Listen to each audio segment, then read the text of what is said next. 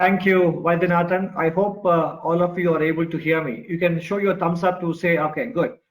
Thank you, and thank you to NISM, Mr. Mohanty, Mr. Narasimhan, Vaidyanathan for the opportunity. The 20-minute time, I think, is really going to be quite an important one because I have so much of risk factors to mention that 20 minutes wouldn't be adequate in the current context we are facing. And you might think that it is because of the COVID that I'll be talking about the risk factors. In fact, I would even put the health risk as one of the relatively milder ones. Vaidyanathan correctly set the stage by referring to Donald Rumsfeld's unknown unknown. The risk management framework assumes that we know what the risk is to be managed. But the central bankers of the world have unfortunately made investors forget about the word risk itself, and that is the biggest risk. Therefore, it is not the unknown unknown of the investors, it is the unknown unknown on the part of the central bankers themselves that is the biggest risk. 2 days ago, the Financial Times newspaper had a very big article by Mr. Martin Wolf. Some of you might know of him. He referred to the American president as malevolently incompetent. If I were Mr. Martin Wolf, I would have referred to the malevolent or criminal incompetence of central bankers as something to be worried about. So if you look at the post-2000 response from Mr. Greenspan, which brought down the federal funds rate to 1%, and then the post-2008 response by Mr. Bernanke, which brought down the Fed funds rate down to 0, and then also which gave us 3 rounds of quantitative easing, Operation Twist, etc. Followed by Ms. Yellen, who took a long time to move the US federal funds rate off the 0 base very slowly, reluctantly up to 0.5%. And then we thought Mr. Powell arrived, and there were many images floating around on the internet that showed that Mr. Powell has a higher height than the previous central bank governors like Bernanke and Yellen. So the progressive reduction in the height of the central bank governors got over with Ms. Yellen. And now that we have a slightly taller Federal Reserve Bank chairperson, the Fed funds rate would reach its normal levels. Unfortunately, even though he doesn't seem to have had a stunted growth, the Federal Reserve chairperson's monetary policy actions have had a pretty stunted growth, and he has gone back to the dwarf-like attitude on the part of his predecessors. So what we have had post 2020 March, of course, he did turn 180 degrees around in 2018 December itself, after the president of the United States, who campaigned on a platform of draining the swamp and cleaning up the Wall Street, actually now favors 0 interest rates or negative interest rates until eternity, and a perpetually rising stock market. So the president wants a perpetually rising stock market, or at least until well into the election of November 2020, which is on November 3rd this year, not November 8th. And therefore, the Federal Reserve chairperson obliged by keeping interest rates down to, by capping the interest rate at 2.5% in December 2018, and then bringing it down. And now he has basically started purchasing all kinds of assets, including sub-investment grade bonds, fallen angels, as you all know very well. And only thing that is pending is the purchase of US stocks. So, and what it has wrought, this attitude, on the face of it, the United States economy has bottomed out, on the face of it, after a very, very brief recession that is supposed to have begun in March. But I really doubt if it has kind of backed out and we are back into a growth phase in the 3rd quarter. If anything, we may see a double or triple dip recession, similar to the one or exceeding the one we saw way back in the 1980s. But what it has done is to drive a far bigger chasm or divergence between the stock market and the real economy, between the stock market and what the millennials face. By the way, you may have to, before this year is over, you may have to bone up on your definitions of the baby boomers, Generation Xers, the millennials, and then the generation Z. So you have to be very clear about whom we are referring to, because the millennials are the ones who are born between 80 and 1996 and post 1997 of generation Z, and they have been very badly affected by the COVID-induced unemployments and layoffs and furloughs, and they have a very poor balance sheet in terms of the savings, and their wealth is also overall size is very limited, and they are least impacted by the rising stock market.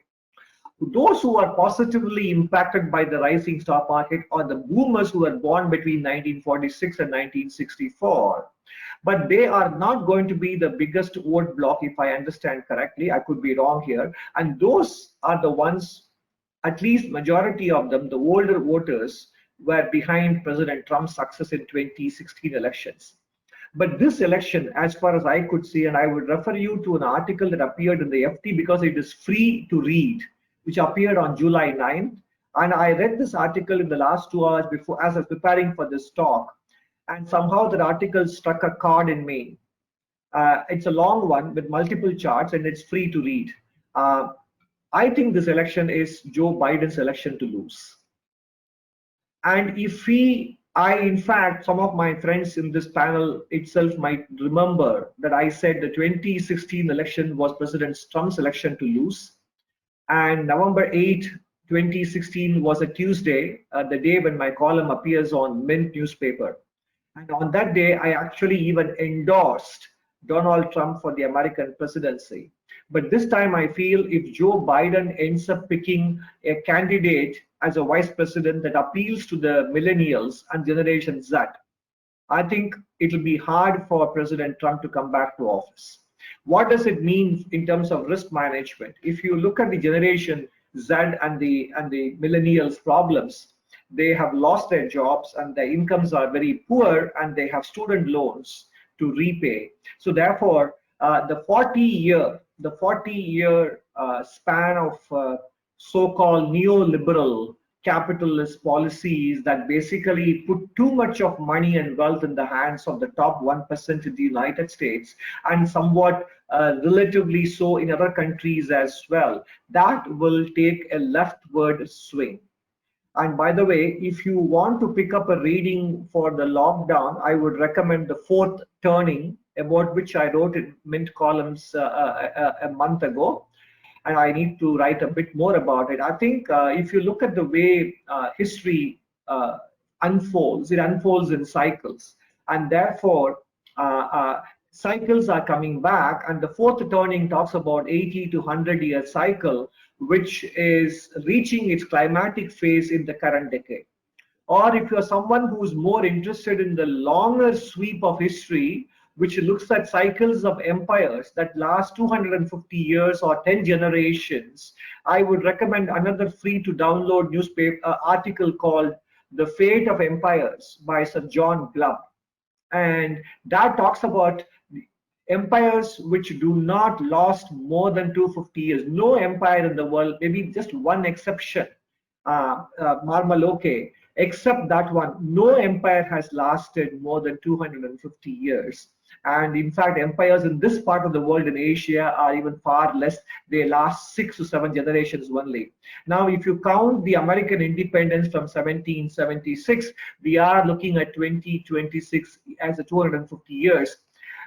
So whether you are a 50-year cycle person, or an 80 to 100-year cycle person, or a 250-year cycle person, or like me, who was an amateur cycle analyst in my macroeconomics classes I teach in Singapore and India, elsewhere, I was looking at 25-year cycles starting from 1889, when we had the golden era of globalization. Even if you follow that cycle, we have had a fairly long period from 1982 to 2007, which was a good cycle from the point of view of globalization and so-called prosperity with the end of the Cold War, etc., for the so-called free world. But what has happened since 2008 crisis, which could have been a warning shot, we have had the last 10 to 12 years of gilded age. similar to what America went through between 1919 and 1929, and that ended. The Gilded Age ended in 1929 with the Great Depression. So the COVID basically spells the end of the Gilded Age that commenced in 2008. And if anything, also, if you look at historian William McNeil of the University of Chicago's book, Pandemics and Plagues, or Pandemics and Peoples, usually pandemics signal the end of an open era and the beginning of a closed era. And you see that in the American new rules on H-1B or even the student visas, including my own daughter who is facing uncertainty about returning to the campus for her final year in college this September. So this is going to play out whether or not you have a President Trump coming back to office, which I think is a relatively long odds probability. But also, if Mr. Joe Biden comes to office with assuming that Joe Biden still remains on the Democratic ticket on November 3rd, that is also a risk. And the kind of VP candidate he is able to choose. So I think we are going to see a leftward lurch in policies. And that would mean a monetization of American deficit. And that would mean if you know the global or basic macroeconomic national income accounting, if the government were to engage in massive fiscal stimulus funded by the central bank, usually if it results in the private sector actually compensating with higher savings, to some extent it would keep the current account deficit under check, or it would prevent it from rising too much. But if you have an American private sector which is relatively low on savings, households and the corporate sector, and you have a federal government that is going to borrow from the central bank and spend, you will have a huge current account deficit with the United States. And given that it is a reserve currency, therefore a massive dollar weakness is another weakness, another risk we need to face up to after the elections, regardless of whether it is Trump or Biden. And with that, if the US dollar becomes a currency that is prone to depreciating, that on the face of it, it's a good thing for countries which have dollar obligations to repay, and India does have dollar obligations to repay. And just last week, the Reserve Bank of India uploaded India's external debt statistic, and that tells you what are the amount of dollar liabilities that we are going to be repaying in the next 12 months. So that will be a good thing in the short run. However, the bigger risk is, so that is one, I talked about the political risk, the 25, 50, 80, 250 year cycle risks. So America will be facing a very climatic decade in terms of social upheavals, political churn. And by the way, this election itself could result in an outcome that is very hotly contested, as the Gore versus Bush Jr. outcome was in 2000.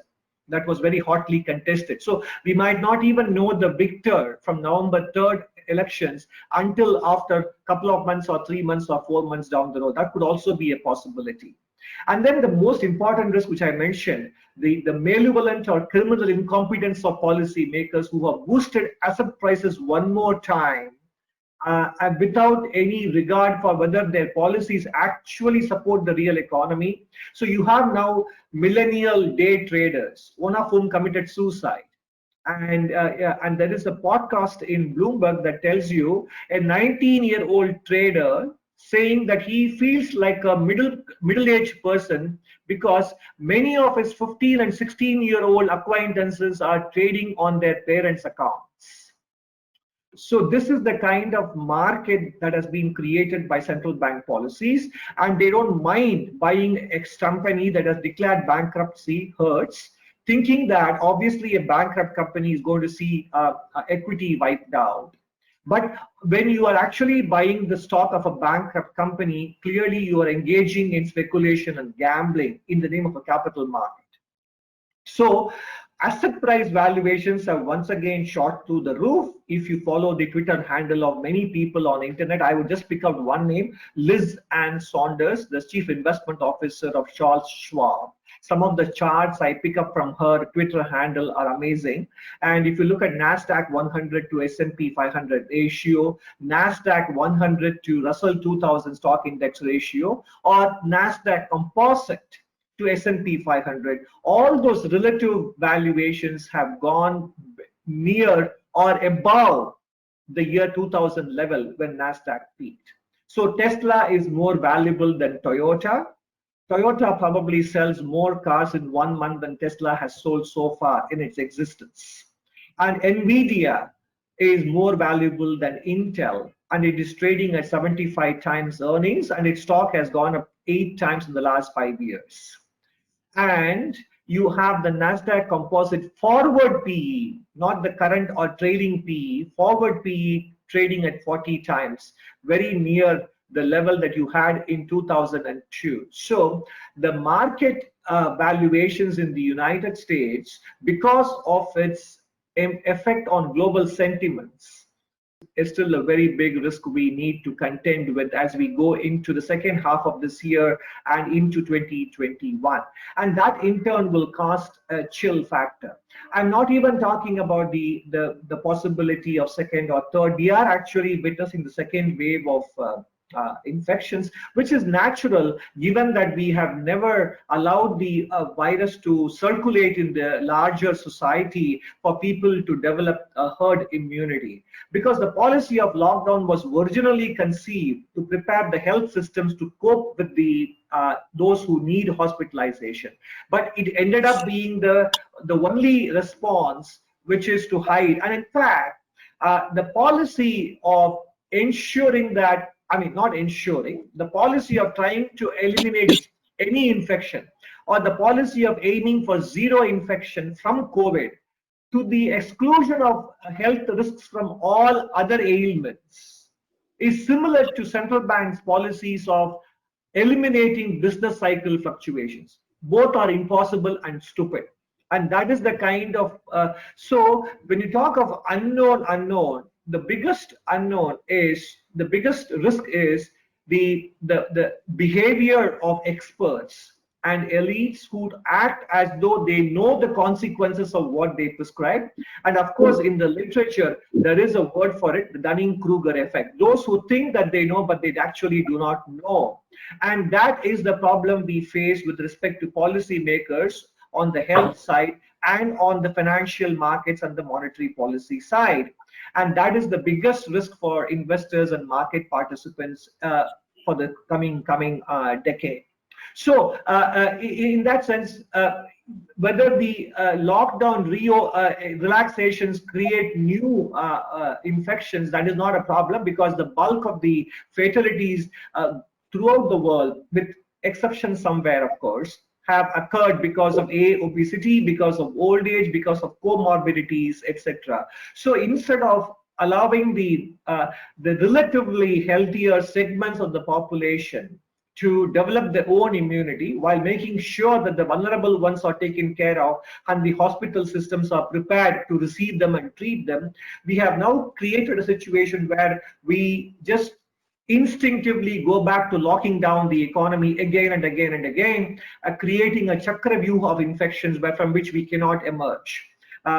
So I think the risk of, thank you, the risk of further lockdowns and the economic consequences is real for India as well. Now, as far as India is concerned, relatively speaking, it is on a better wicket because of the demographics from a longer term perspective.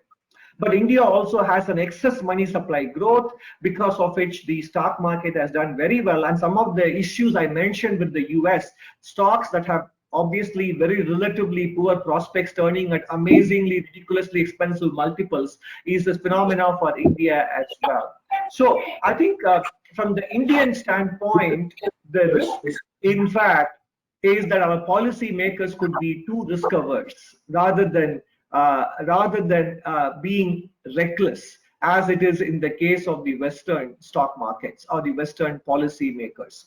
So I will end here. So the biggest risk is not so much the coronavirus, or for that matter, the infections or the fatalities, but the biggest risk is our policy makers not knowing their limits, and so do investors acting without knowing their limits and the dangers out there. So I will stop here and hand over the platform back to Vaidi. Anant, your talk actually puts a risk of us getting too depressed and not ask questions. But I think it's important to say it as you see it. When you were talking about the US appears to be coming out of recession and it could kind of test the bottom a few more times. Learning from newspapers and their fetishes to talk about a U shape, V shape, L shape, but by the look of it, I think it's more like the letter W. So it will keep going up and down a few times before it finds the balance. Now, why is there such a temptation to use monetary policy like steroids as a solution for everything almost world over? So you have touched upon an important factor which I didn't mention. Therefore, I must thank you for raising it. So the shape of the recovery, of course, you mentioned U, V, W, Z, etc. But there's also one more I heard: reverse square root shape. Greg Eep of Wall Street Journal talks about the reverse square root. You can check it out as to how it looks.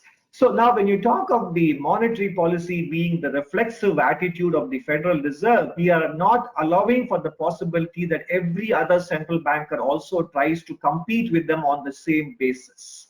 In fact, that's why I said I must thank you for raising this issue. If that happens, I would actually question the entire post-Bretton Woods or the post-1971 global fiat currency regime itself, the dollar's status, and therefore we will have a major problem. The global monetary system itself might undergo a very big turbulence in the course of the coming decade. So I think the reflexive monetary policy response, which doesn't allow cycles to play out and the excesses to go out, has meant that the proportion of zombie companies in the United States, zombie companies being defined as those who don't earn enough to service their debt, has reached 18.5% in 2019 from about 0% in 2000. And just 2 days ago or maybe not more than a week ago, the Bank of England produced a paper that showed that the UK is undergoing a structural productivity decline since 2008. And since 2008, what have we got? Bank of England conducting monetary policy experimentation. This is not just correlation, there is a causation here. Because monetary policy of this nature allows zombie enterprises to continue to remain in business. So your question is valid. The reflexive attitude of central bankers to press the accelerator on money supply, on liquidity, and even negative interest rates, or nominal GDP targeting, or MMT, monetizing the government deficit by central bank. All these things are going to eventually result in the unraveling of the monetary system that we know since 1971. It's fascinating to hear that. I'm actually a complete cynic on this rush to steroids every time. If you remember 2008, the problem was with excess debt, and the solution was to pump in more debt into the system. I guess in terms of 2008 to today, there is one huge difference, Anand, that you did point out. At least in 2008, there was a semblance of global coordination. The differences in geopolitics, in the world of geopolitics that we are seeing today, in terms of polarized views, competing demands, almost a reversal of globalization in some quarters. One of the things that we possibly had in our back pocket, which was a coordinated approach to recovery, is out of the window. So it's not even in the consideration set now.